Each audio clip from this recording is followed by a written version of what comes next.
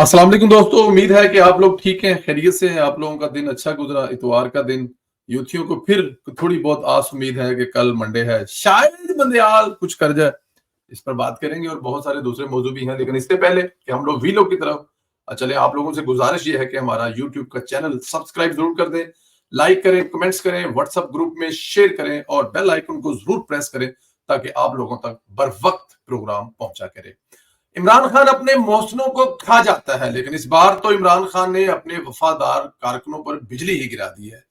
ऐसा खुदगर्ज बेवफा लीडर कभी आपने कहीं देखा न सुना होगा। लीडर तो ये खुद साख्ता बना हुआ है, हकीकत में तो ये लीडर है ही नहीं। इमरान खान साहब से सानहा जना हाउस 9 मई के वाकयात पर सख्त तफ्तीश की गई। तकरीबन 1.5 घंटे की तफ्तीश में इमरान खान के पसीने छूट गए। सलवार नहीं, मैं नहीं वो नहीं बताना चाहता आपको क्या हुआ। मसूद से जो भी सवाल पूछा गया इसका उल्टी जवाब दिया।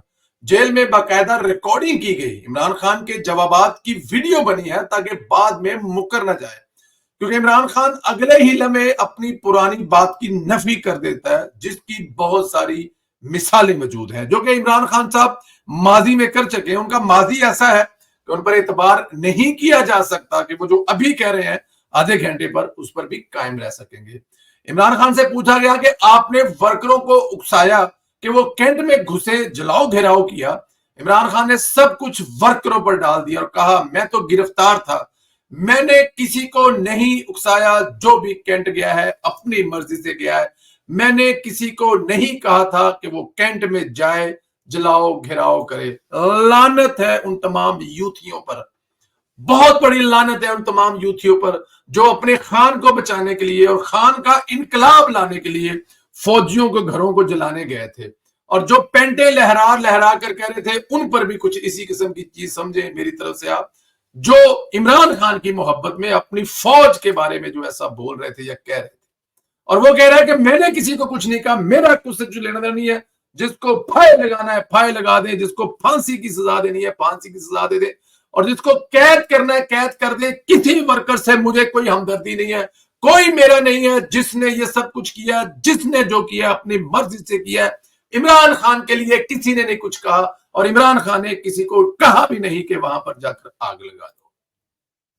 झूठ बोल रहा है।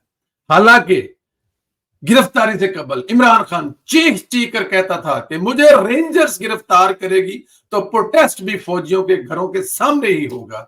ये बात एक दफा नहीं 10 दफा इमरान खान ने मुख्तलिफ चैनल पर बैठकर अपने इंटरव्यूज में और यूट्यूब पर, वो जो एक अपना यूट्यूब का चैनल चलाते हैं, जो वो एक यूट्यूब का चैनल चलाकर शायद थोड़े बहुत पैसे भी वहां से कमाते हैं, उसमें ये बार बार कह चुके हैं कि जब मुझे गिरफ्तार किया जाएगा और मुझे गिरफ्तार रेंजर वाले करेंगे, कमांडोज करेंगे, तो फिर मेरे चाहने वाले कहां पर जाएंगे, कहां पर प्रोटेस्ट करेंगे? फौजियों के घरों के सामने जाकर ही आग लगाएंगे।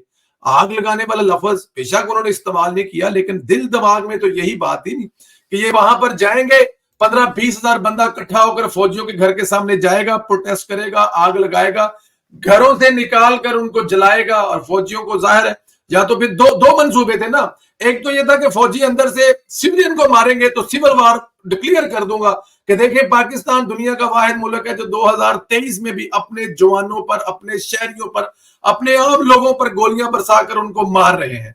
यह था इमरान खान का प्लान, वो पूरा नहीं हुआ। फौज ने इंतहाई समझदारी से ऐसा कुछ नहीं किया कि अपने शहरियों पर गोलियां चला दे। अगर वो चला भी देते तो शायद जस्टिफाई होता कि आप जब किसी के घर में जाएंगे तो नॉर्मल हालात में भी आगे से गोली चलाते हैं कि शायद चोर उचक्का या डाकू आ गया। लेकिन फौज के जवानों ने, फौज के कमांडर्स ने बड़े तहम्मुल के साथ इसको बर्दाश्त किया। अब दोनों सूरतों में इमरान खान साहब ने जो किया वो आपके सामने है, लेकिन इमरान खान साहब यहां पर भी झूठ बोल रहे हैं। कहते हैं कि मुझे नहीं पता कौन वहां पर गया है। मसूफ ने खुद को मुहात्मा समझते हुए कहना शुरू कर दिया, मुझे वकील चाहिए, वकील को बुलाएं, वो जवाब देगा। यानी मसूफ तफ्तीश में भी वकील मांग रहे हैं। जाइडी ने जवाब दिया, यहां तफ्तीश के लिए है, वकील अदालत में बुलाइएगा, यहां वकील नहीं मिलेगा आपको। इमरान खान से यह भी सवाल किया गया कि आपने गिरफ्तारी के बाद बाकायदा फोन करके लोगों को उकसाया, तो इमरान खान ने झूठ बोला कि मैंने तो कभी किसी को फोन नहीं किया, मैं तो गिरफ्तार था। यहां पर नियाजी साहब भी फंस चुके हैं क्योंकि एक ऑडियो कॉल लीक हो चुकी है। جس میں مسترد چیمہ کو چیف جسٹس کو اپروچ کرنے کا کہہ رہے تھے. ایک ویڈیو بنی ہے جس میں فون پر 9 مئی کے واقعات قرآن پر اکسا رہے تھے. آپ کو یاد ہوگا اس وقت نیب کی حراست میں جن لوگوں نے عمران خان کو فون فراہم کیا تھا وہ بھی معطل ہو چکے ہیں، لیکن تھا وہ ٹریپ ہی. عمران خان کی ساری ریکارڈنگ ایجنسیوں کے پاس ہے، ان کے پاس ہے کہ یہاں پر بیٹھ کر عمران خان صاحب کیا گل کھلاتے رہے ہیں. خیر، یہاں پر یوتھیوں کو سمجھانا یہ تھا کہ تمہارے حصے میں لعنت آنی ہے، جب مرضی جہاں سے مرضی ریسیو کر لو. پیک کر کے رکھی ہوئی ہے عمران خان صاحب نے.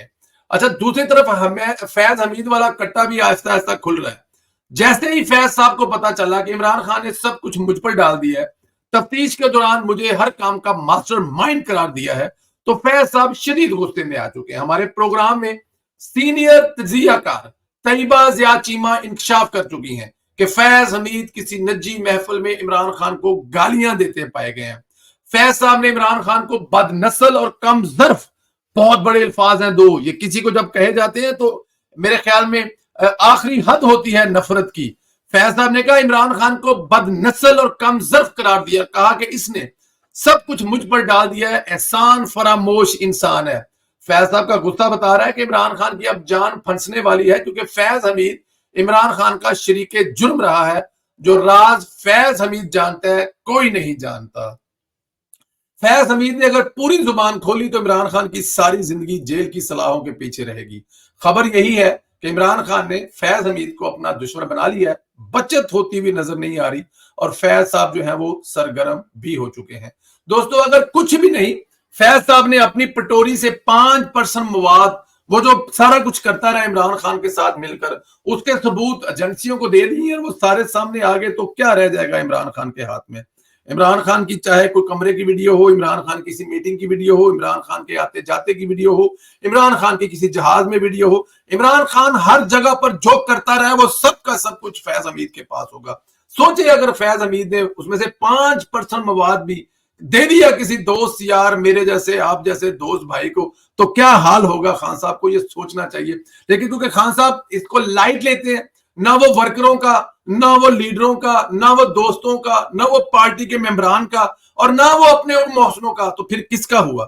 وہ کہتے ہیں کہ جڑا اپنے جمے بال نہیں مندا، جڑے اپنے جمے بال نہیں سامدا، جڑیاں اپنی چھڑیاں زنانیاں دی ماں بہن کر دیندا ہے، وہ کسی کا کیا ہو سکتا ہے؟ کیا کچھ نہیں کیا اس نے ریحان بی بی کے ساتھ؟ آپ لوگوں کو پتہ ہی ہے، ہمارے پروگرام میں مختلف ان کے ساتھ کرنے والی خواتین بتا چکی ہیں کہ عمران خان ٹارگٹ دیتا تھا، جاؤ اور ریحان خان کو ٹارگٹ کرو، جاؤ اور ریحان خان کی زندگی پر کیچڑ اچھالو. اور جو وہ بتا چکی ہیں خود ریحان خان صاحبہ، وہ بھی سب سامنے آپ کے. تو ایسے انسان کا کسی کا بھی نہ ہونا میرے خیال میں کوئی اتنی ٹینشن والی بات جو ہے وہ نہیں ہے.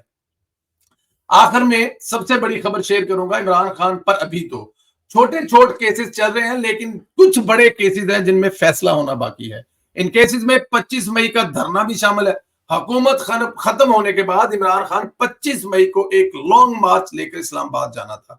سپریم کورٹ کے منع کرنے کے باوجود عمران خان نے حکم عدولی کی تھی، ریڈ زون میں داخل ہوا تھا، درخت جلائے تھے، قانون توڑا تھا. اس وقت سپریم کورٹ نے اداروں کو تحقیقات کرنے کا کہا کہ اب واقعی عمران خان نے آئین توڑا. سپریم کورٹ کے آرڈر کی حکم عدولی کی.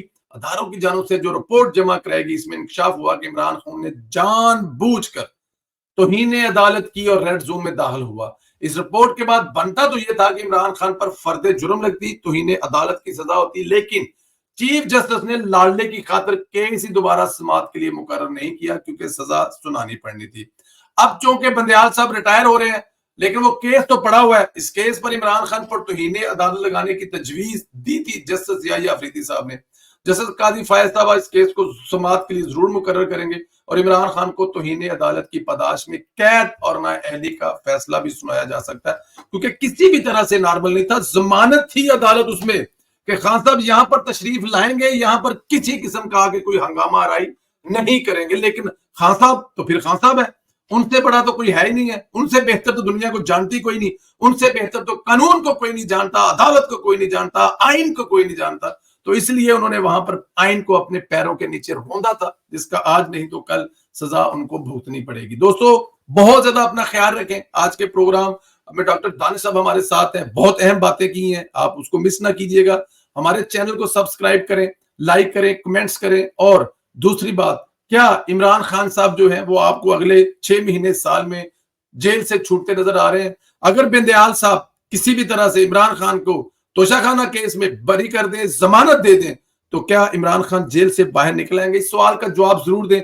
وی لوگ جو ہے واٹس ایپ گروپوں میں ضرور شیئر کریں. مجھے اجازت دیں, آپ لوگوں سے پھر بات ہوگی. خدا حافظ دوست.